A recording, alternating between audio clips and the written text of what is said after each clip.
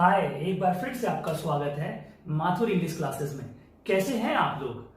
पिछला वीडियो तो मैंने आप लोगों को भेजा था। मैंने कहा था आप लोगों से कि वो जो वर्ड मीनिंग्स और इंट्रोडक्शंस आप लोगों ने लिखा है इस चैप्टर का, कौन सा चैप्टर है, याद है या भूल चुके हैं? Sweetest love I do not गो। इस चैप्टर का वर्ड मीनिंग और इंट्रोडक्शन मैंने आप लोगों को पिछले वीडियो में दे दिया था। याद किए हैं? कॉपी पे नोट किए हैं या यूं ही वीडियो देख के लाइक और सब्सक्राइब करके शेयर करके छोड़ दिए हैं? नहीं, लाइक सब्सक्राइब और शेयर करे या ना करे आपके ऊपर है। लेकिन क्या लेकिन पढ़ाई करिए, कॉपी निकालिए, जो भी चीज आप लोगों को बताया जा रहा है कॉपी पे तुरंत उसको नोट करिए, नोट करके उसको रिमेंबर करिए, क्योंकि ये क्लासेस आज इस विकट परिस्थिति में जो ऑफलाइन क्लासेस आप नहीं कर पा रहे हैं उसकी वजह से इतना मेहनत किया जा रहा है, ऑनलाइन क्लासेस शुरू किया गया है। तो मुझे उम्मीद है कि एक बार फिर से आप लोग कॉपी और पेन और किताब अगर आपके पास इंग्लिश की होगी तो आप निकाल करके बैठ जाइए और शुरू करते हैं आज sweetest love I do not गो का पहला लाइन। बहुत इंटरेस्टिंग, जॉन डॉनी के द्वारा लिखा गया ये जो चैप्टर है, जॉन डॉनी के द्वारा लिखा गया ये जो चैप्टर है sweetest love I do not गो, इसमें कवि जो है वो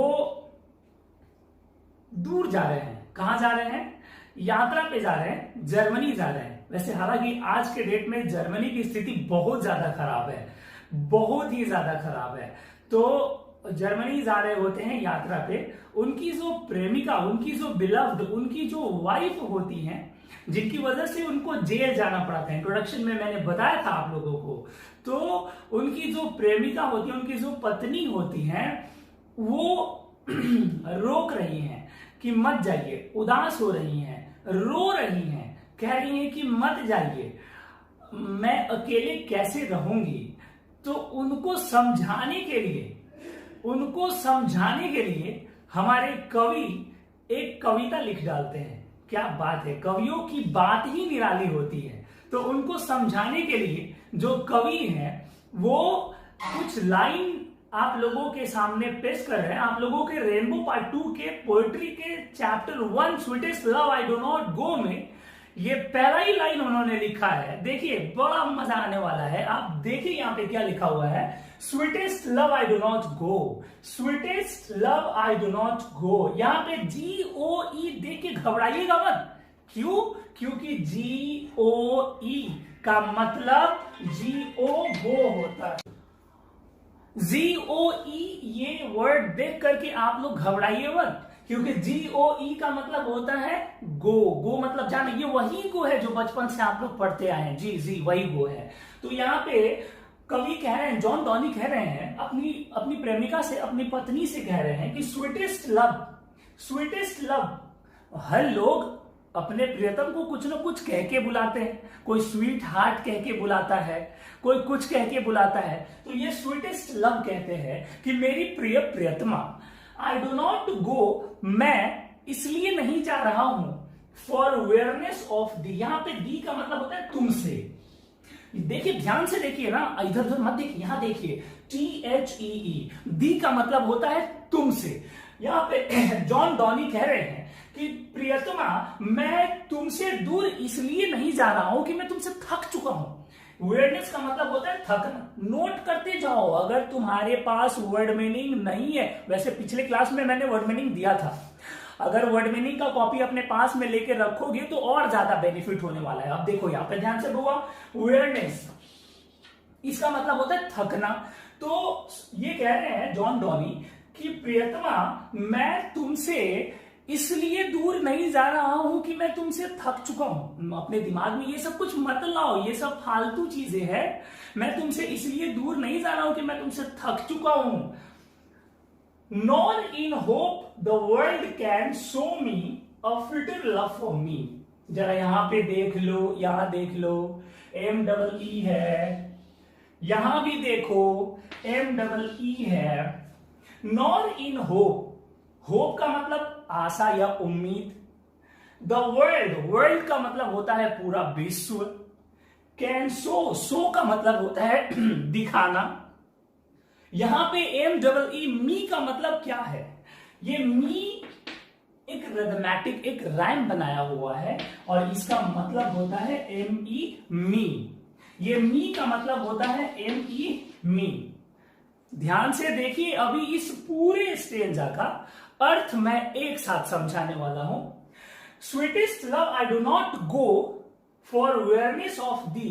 प्रियतमा, मैं तुम्हें इसलिए छोड़ के नहीं जा रहा हूं कि मैं तुमसे थक चुका हूं, और ना ही इस उम्मीद में मैं जा रहा हूं कि कोई और जितना तुम मुझसे प्रेम करती हो, कोई और मुझे मिलने वाली है। ये दुनिया, ये वर्ल्ड, इस वर्ल्ड में कहीं कोई और है जो मुझे इतना प्रेम करने वाली है, और उसके लिए मैं जा रहा हूं। ऐसा कुछ भी नहीं है। तो अपने दिमाग में, अगर तुम्हारे दिमाग में अगर ऐसा ख्याल आ रहा है कि मैं तुम्हें छोड़ करके इसलिए जा रहा हूं कि मैं तुमसे थक चुका हूं, मैं तुम्हें छोड़ करके इसलिए जा रहा हूं कि कोई और है जो मेरा इंतजार कर रही है, तो प्लीज आप अपने दिमाग से ये सारे ख्याल निकाल के फेंक दो। ऐसा कुछ भी नहीं होने वाला है।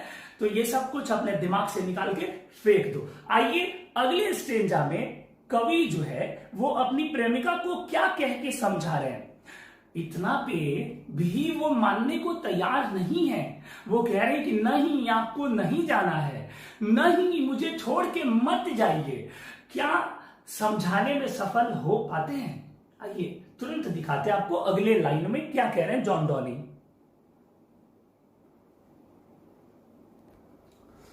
हाँ जी, देखिए कहां देख रहे हैं, देखिए यहां पे, बट सिंस, अगला स्टेंजा है, उसके बाद वाला स्टेंजा है, but since that I must die, but since that I must die at last. बच्चों, ये वाला जो वर्ड है, मुझे लगता है कि तुम लोगों को कंफ्यूज कर रहा होगा। अरे don't fear because Mathur is here. DYE, देख रहे हैं यहां पे, ये DYE, घबराइए मत। ये जॉन डॉनी साहब अपने आप को अलग अलग थोड़ा एक्स्ट्रा ऑर्डिनरी दिमाग लगा के, थोड़ा टिपिकल वर्ड्स डाल के हम लोगों को गुमराह करना चाहते हैं, लेकिन गुमराह होने की जरूरत नहीं है।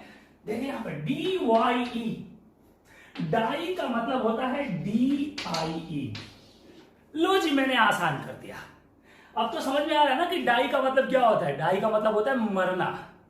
एट लास्ट, एट लास्ट का मतलब अंत में। अब लो जी, फिर से एक वर्ड मीनिंग आ गया जो कि आप लोगों ने पहली बार देखा होगा। TIS, यहां पे देख रहे हैं, घबराइए मत, इट इज है ये देखिए यहां पे मैं लिख रहा हूं नीचे में, देखिए यहां से गया है नीचे में, इसका मतलब होता है इट इज। अच्छा एक बात बताइए, कॉपी और पेन लेके बैठे हैं ना? अगर नहीं तो जल्द से जल्द वीडियो को पॉज करिए और जाइए, कॉपी और पेन लेके आइए और जल्दी बैठिए। वीडियो देखने से कुछ नहीं होगा। आप कॉपी पे नोट करिए जो भी चीजें मैं आप लोगों को बता रहा हूं, इसमें से जो इंपॉर्टेंट है जल्दी से जल्दी कॉपी पे नोट करिए।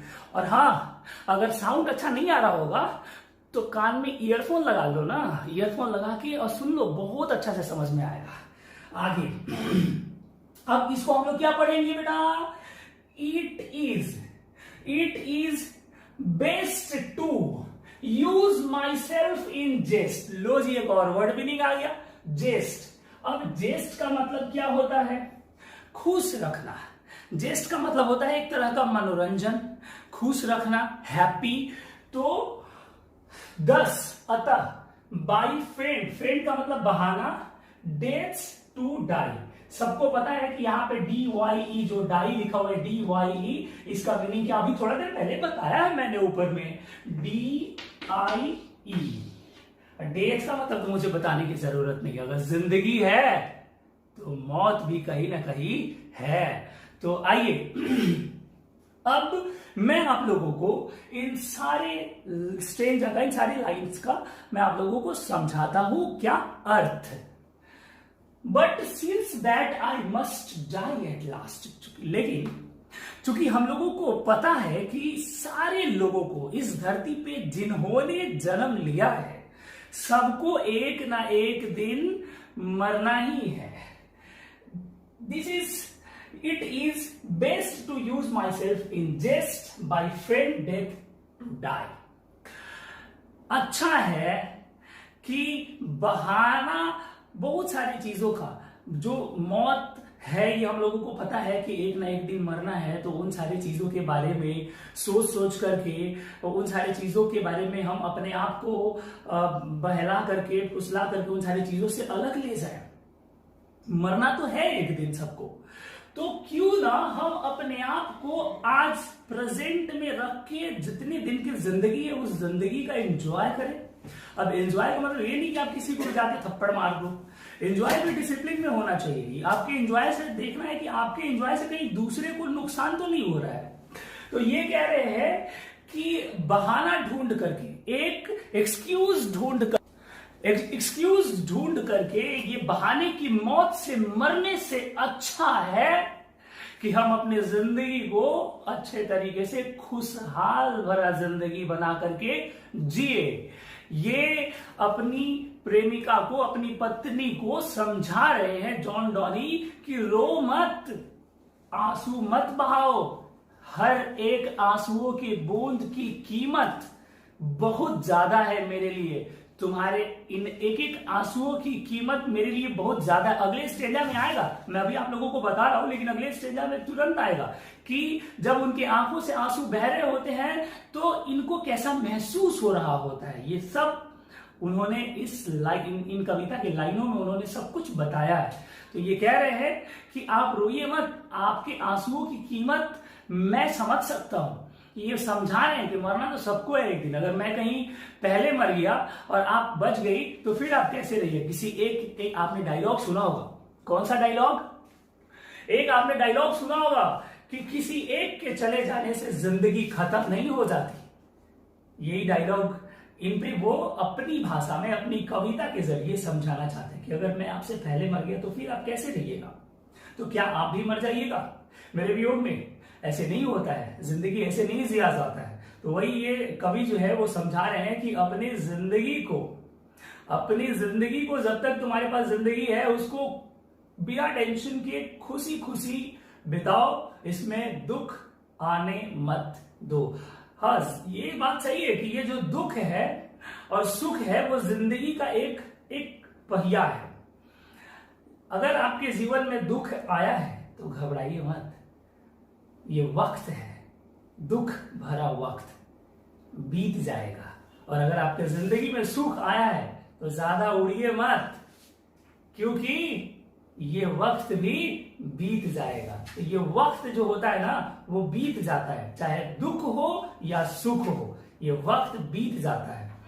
तो इसलिए अगले स्टेजा में मैं आप लोगों को बताने जा रहा हूं, अगला जो स्टेजा होगा वो बहुत इंटरेस्टिंग होने वाला है। अगले स्टेजा में आप लोगों को बताने वाला हूं। वैसे मुझे लगता है कि ये वीडियो बहुत ज्यादा हो गया, लंबा लंबा वीडियो डालने से अच्छा है कि छोटा छोटा करके वीडियोस में आप लोगों को डालता जाऊं।